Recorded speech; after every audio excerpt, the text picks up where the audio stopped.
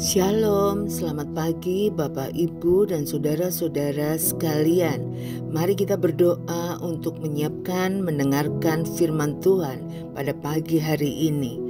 Selamat pagi Bapa di surga, selamat pagi Tuhan Yesus. Kami bersyukur untuk hari yang indah. Biarlah pada pagi hari ini kami siap mendengarkan firman Tuhan. Berikan kami telinga seorang murid, sehingga firman-Mu berakar dengan kuat di dalam pikiran dan hati kami, serta menjadi pedoman dalam hidup kami sepanjang hari ini. Dalam nama Tuhan Yesus kami berdoa dan mengucap syukur. Amin. Tema kita pagi ini membenarkan diri, diambil dari Lukas 10 ayat 25 sampai 32. Pada suatu kali berdirilah seorang ahli Taurat untuk mencobai Yesus. Katanya, "Guru, apa yang harus kuperbuat untuk memperoleh hidup yang kekal?" Jawab Yesus kepadanya, "Apa yang tertulis di dalam hukum Taurat?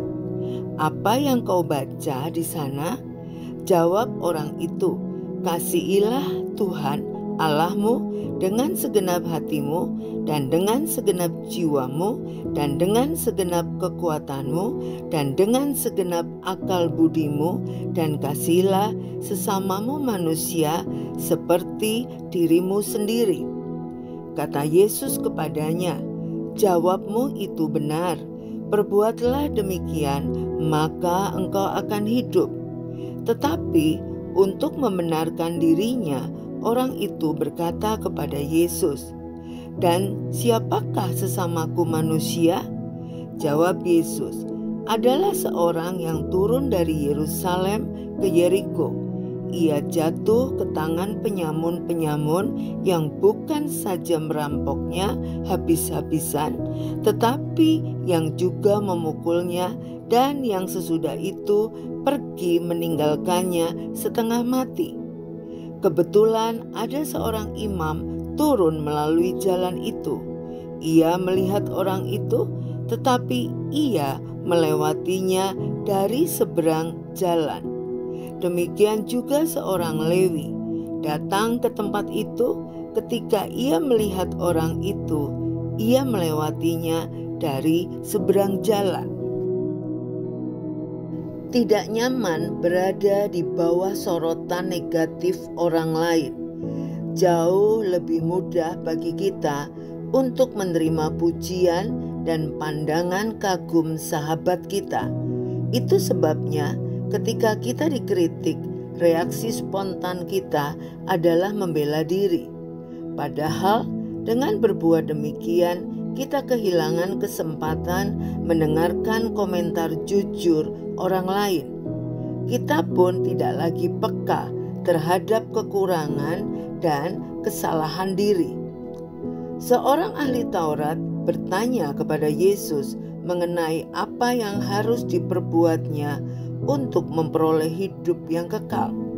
Tentu ia sendiri sudah mengetahui jawabannya. Karena itu, segera dia mengajukan pertanyaan kedua dengan maksud membenarkan dirinya. Tampaknya dia merasa bahwa dirinya kurang mengasihi sesamanya. Namun mungkin dia berharap Yesus memaklumi dan menganggapnya cukup layak untuk memperoleh hidup kekal. Yesus tidak langsung menjawab pertanyaannya, melainkan menceritakan kisah menarik tentang seorang Samaria yang menolong orang yang sekarat sehabis dirampok. Dari kisah itu, sang ahli Taurat menunjukkan bahwa dirinya sudah mengetahui apa itu mengasihi, namun sebenarnya ia belum melakukannya. Ketika kita sibuk berpikir untuk membela diri, kita sulit mengakui kelemahan. Akibatnya, kita juga menutup diri terhadap anugerah pembenaran dari Tuhan. Tidak seorang pun sempurna di dalam hal kasih. Sebab itu, marilah kita mengakui ketidakmampuan untuk mengasihi. Kita perlu memohon pertolongan Tuhan agar mampu melaksanakan hukum kasih itu. Ketika firman Tuhan menegur, kiranya kita membuka diri untuk rela dikoreksi. Mari kita berdoa. Terima kasih Tuhan Yesus untuk kebenaran firman-Mu. Kami bersyukur bahwa Engkau Allah yang selalu menegur dan mengingatkan. Ampuni kami Tuhan bila kami sering merasa diri kami benar dan tidak siap menerima kritik. Tetapi pada pagi hari ini kami mau belajar lebih rendah hati sehingga kami siap ditegur. Kami tidak mau egois dan selalu merasa diri kami benar. Biarlah Tuhan hidup kami semakin hari semakin menjadi serupa Kristus dengan segala kerendahan hati.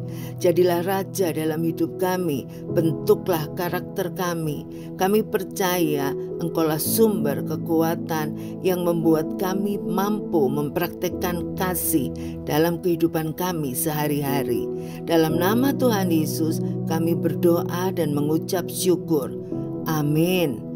Tuhan Yesus memberkati.